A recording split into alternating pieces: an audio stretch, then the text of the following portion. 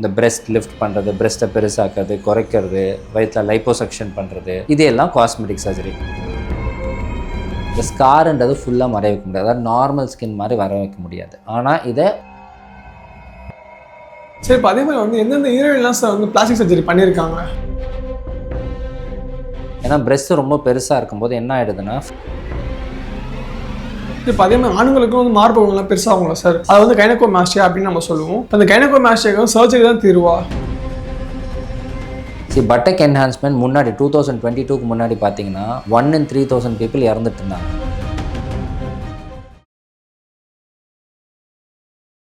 வணக்கம் and welcome to Health Guru. நான் உங்கள் முரளி. ஸோ இன்னைக்கு நம்ம கூட பார்த்தீங்கன்னா plastic and cosmetic surgeon doctor Charan இருக்காங்க. இன்னைக்கு இவங்க கிட்ட தான் பிளாஸ்டிக் சர்ஜரினா என்ன, அது எப்படி பண்ணுறாங்க, இதை பற்றி டீட்டெயிலாக பேச போகிறோம். வாங்க பேசலாம்.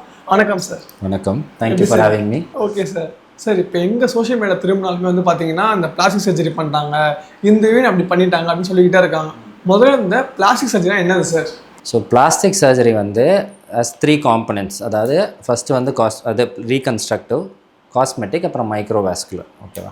ரீகன்ஸ்ட்ரக்டிவ்னா இப்போ கை அடிப்படுது, இந்த இடத்துல ஒரு சின்ன புண்ணு வருது, அந்த புண்ணு மேலே நம்ம சதை தோல் எடுத்து வைக்கிறது ரீகன்ஸ்ட்ரக்டிவ். இந்த கிளெஃப்ட் லிப், கிளெஃப்ட் பேலட்லாம் பண்ணுவோம், அது திருப்பி இந்த குழந்தைங்களுக்கு பண்ணுறது ரீகன்ஸ்ட்ரக்டிவ். எலும்பு உடஞ்சி அது சதை இல்லாமல் வர்றது, அதை ரீகன்ஸ்ட்ரக்ட் பண்ணுவோம். இதெல்லாம் ரீகன்ஸ்ட்ரக்டிவில் வரும். அப்புறம் ரொம்ப காமனாக இருக்கிறது காஸ்மெட்டிக் சர்ஜரி. இப்போ இந்த நோஸ் ஷேப் பண்ணுறது, இந்த பிரெஸ்ட் லிஃப்ட் பண்ணுறது, பிரெஸ்ட்டை பெருசாக்குறது, குறைக்கிறது, வயிற்றில் லைப்போசக்ஷன் பண்ணுறது, இது எல்லாம் காஸ்மெட்டிக் சர்ஜரி.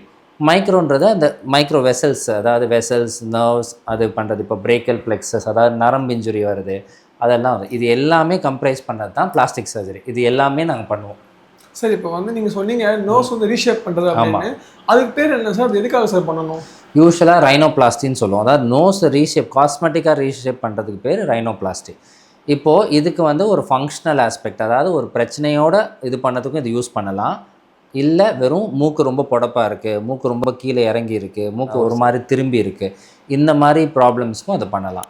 இப்போது ஃபங்க்ஷனல் தான் ஒரு சைடில் உள்ள செப்டம்னு சொல்லுவோம். மூக்கில் நடுவில் ஒரு தண்டு மாதிரி இருக்கும், அது ஒரு சைடு அப்படியே சாஞ்சி இருக்குது, அப்போனா மூச்சு சரியாக விட முடியல, அதோடு சேர்ந்து மூக்கும் திரும்பி இருக்குன்னா அது ரெண்டுமே கம்பைன் பண்ணி செப்டோ ரைனோபிளாஸ்டின்னு பிளான் பண்ணலாம். இல்லை மூக்கு என் ஃபேஸ்க்கு நல்லா இல்லை, மூக்கு நல்லா கொஞ்சம் பெருசாக ஷார்ப்பாக வேணும், எனக்கு ஒரு செட்டான இது இருக்குது, இந்த இடத்துல ஒரு ஹம்ப் மாதிரி இருக்குது, அதை ரெடியூஸ் பண்ணோன்னா அதை நம்ம காஸ்மெட்டிக்காகவே இது பண்ணிக்கலாம், ரைனோபிளாஸ்டின் பண்ணிக்கலாம். சரி, இப்போ அதே மாதிரி எந்தெந்த ஹீரோயின்லாம் சார் பிளாஸ்டிக் சர்ஜரி பண்ணியிருக்காங்க? எந்தெந்த ஹீரோயின் பண்ணியிருக்காங்கன்னு நம்மளுக்கு யூஸ்வலாக யாருமே வெளியில் சொல்ல மாட்டாங்க. இப்போ ஸ்ருதிஹாசன் ஓப்பனாக சொல்லியிருக்காங்க அந்த மாதிரி பண்ணியிருக்காங்கன்னு சொல்லிட்டு நிறைய பேர் பண்ணியிருக்காங்க. என்னை பொறுத்த வரைக்கும் அதில் ஒரு பெரிய தப்புன்றது கிடையாது.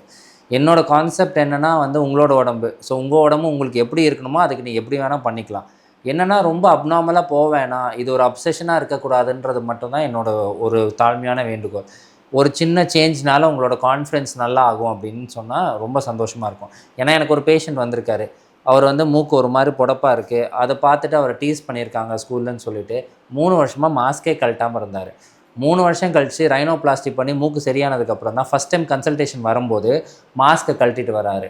இன்னொரு பேஷண்ட்ஸ் லிப்பில் ஒரு சின்ன அடிபட்டு ஒரு சூச்சரிங் பண்ணதுக்கப்புறம் சின்ன கேப் இருக்குது, அது அவ்வளோ கான்ஷியஸாக இருந்து அவரும் மாஸ்க் கழட்டாமல் பேசவே இல்லாமல் வேலையை விட்டுட்டு வீட்டுக்குள்ளேயே டிப்ரெஷனில் போயிட்டார். அதுக்கப்புறம் அதை கொஞ்சம் சரி பண்ணதுக்கப்புறம் தான் அவரும் நார்மலாக அவரோட வேலையை பார்க்க போனார். ஸோ இந்த மாதிரி டிப்ரெஷனுக்கு போகாமல் இதை அட்ரெஸ் பண்ணுறதுல பிரச்சனை கிடையாது, சேஃபாக அட்ரெஸ் பண்ணிக்கலாம். எப்போ இது ப்ராப்ளமாக இருந்தால் இது ஒரு அப்சஷன். ஃபஸ்ட்டு இந்த மூக்கு ரொம்ப பெருசாக இருக்குது, அதுக்கப்புறம் அந்த மூக்கை ஷார்ப்பன் பண்ணும், அதுக்கப்புறம் இந்த லிப்பு கொஞ்சம் இப்படி திரும்பி இருக்குது, இது நெக்ஸ்ட் இது பண்ணும், அப்புறம் மூஞ்சி இப்படி இருக்குது, அதை நெக்ஸ்ட் பண்ணும். இந்த மாதிரி சேஸ் பண்ணிகிட்டே இருக்கக்கூடாது பர்ஃபெக்ட் ஃபிகராக. உங்களோட ஃபேஸ்க்கு எது கரெக்டாக இருக்குன்னு தோணுதோ அதை நம்ம ஃபாலோ பண்ணுறதுல தப்பே கிடையாது. சரி, பார்த்தீங்கன்னா இந்த பெஸ்ட் ஆகுமெண்டேஷன், பெஸ்ட் ரிடக்ஷன்லாம் இருக்குல்ல சார், அதை சொல்ல முடியுமா? பிரெஸ்ட் ஆகுமெண்டேஷன்றது இப்போ நார்மலாக எப்படி பண்ணுவோன்னா, இப்போது பெண்களுக்கு மார்பகம் ஒரு 13-14 வயசில் வளர ஆரம்பிச்சிடும். சில பேருக்கு அது வளராமல் டியூப்ல ரொம்ப குட்டியாக இருக்கும், ரொம்ப அந்த கிளாண்டு ரொம்ப சின்னதாக இருக்கும், ஃபேட் இல்லாமல் இருக்கும். ஸோ அவங்களுக்கு அதனால் அவங்க தேவைப்படுற ட்ரெஸ்ஸஸ் போட முடியாது. உங்களுக்கு ரொம்ப ப்ராப்ளம் எப்போ வரும்னா, அவங்க டீனேஜ் போய் காலேஜில் சேர்ந்ததுக்கப்புறம் அவங்க ஃப்ரெண்ட்ஸ் எல்லாம் பார்த்து ரொம்ப கிண்டல் பண்ணுவாங்க.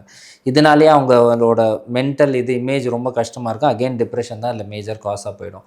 அப்போன்றது we have options for breast augmentation, அதாவது பிரெஸ்ட்டை பெருசு பண்ணுறதுக்கு. ரொம்ப காமனாக பண்ணுறது வேர்ல்டு வைட் பார்த்திங்கன்னா சிலிகான் இம்ப்ளான்ஸ். ஸோ அதுதான் வேர்ல்டில் நம்பர் 1 காஸ்மெட்டிக் சர்ஜரி. ஸோ இது ரொம்ப சேஃபான ஒரு ப்ரொசீஜர் தான்.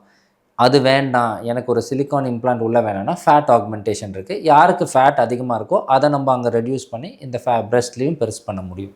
இப்போ அதே மாதிரி உங்ககிட்ட வந்து பெஸ்ட்டு வந்து ரெடியூஸ் பண்ணணும்னு வந்திருக்காங்களா? எஸ், பிரெஸ்ட் ரிடக்ஷன் ஆக்சுவலி ஒரு ரியல் ப்ராப்ளம்.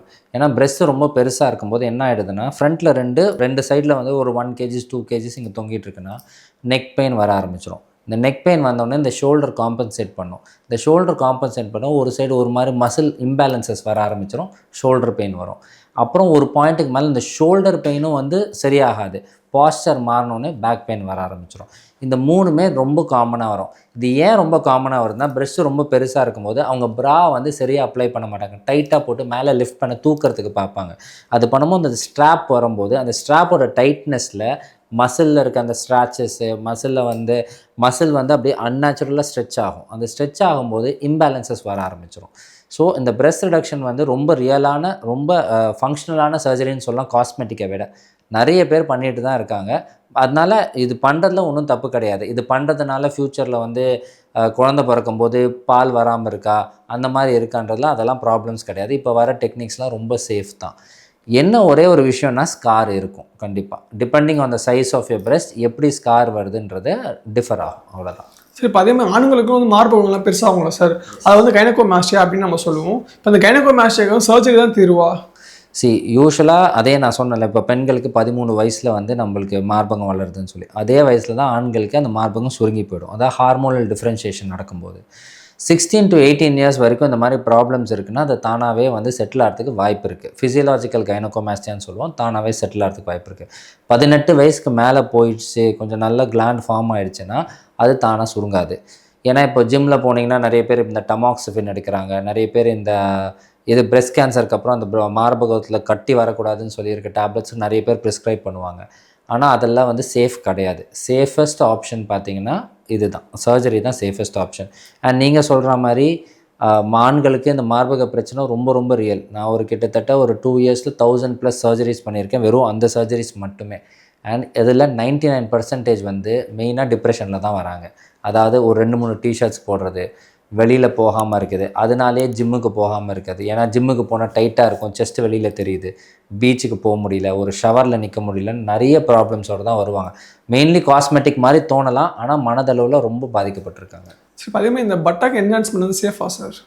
பட்டக் என்ஹான்ஸ்மெண்ட் முன்னாடி 2022க்கு முன்னாடி பார்த்தீங்கன்னா 1 in 3000 பீப்புள் இறந்துட்டு இருந்தாங்க. ஸோ ரொம்ப ஃபர்டாலிட்டி, அதாவது காஸ்மெட்டிக் சர்ஜரியில் அதிக அளவான டெத்ஸ் அப்போ தான் வந்துட்டு இருந்தது.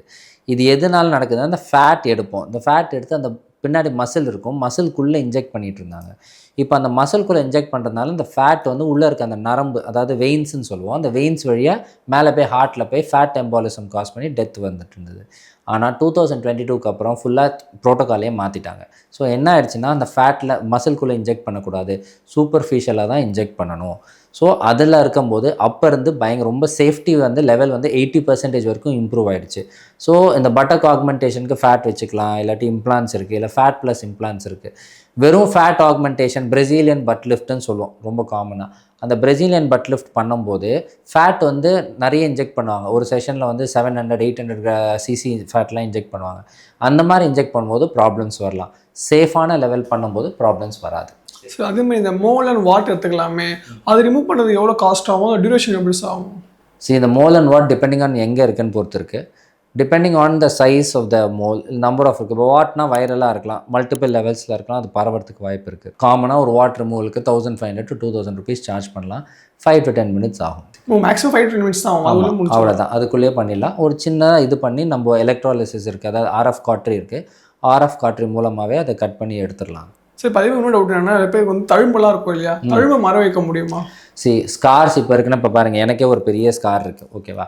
இந்த ஸ்காருன்றது ஃபுல்லாக மற வைக்க முடியாது, அதாவது நார்மல் ஸ்கின் மாதிரி வர வைக்க முடியாது. ஆனால் இதை கம்மி பண்ண முடியும். அதாவது ஒரு 5 meter டிஸ்டன்ஸில், கான்வர்சேஷனல் டிஸ்டன்ஸில் பார்த்தோன்னே உங்கள் ஃபேஸில் உங்களோட அட்டென்ஷன் வந்து ஃபஸ்ட்டு அந்த ஸ்காருக்கு போகாமல் அது உங்களோட மற்ற இடத்துக்கு கேமஃப்ளாஜ் பண்ணுறதுக்கு ஆப்ஷன்ஸ் இருக்குது. ஸோ சொன்ன மாதிரி வந்து பார்த்தீங்கன்னா, பிளாஸ்டிக் சர்ஜரினா என்ன, பிரெஸ்ட் ஆக்மெண்டேஷன் யார் பண்ணணும், எதுக்கு பண்ணணும்னு சொல்லியிருந்தீங்க. ஸோ நிறைய இன்ஃபர்மேஷன் பகிர்ந்துக்கிட்டீங்க. உங்கள் நேரத்தை எங்களுக்காக ஒதுக்குனதுக்கு மிக்க நன்றி சார். தேங்க்யூ.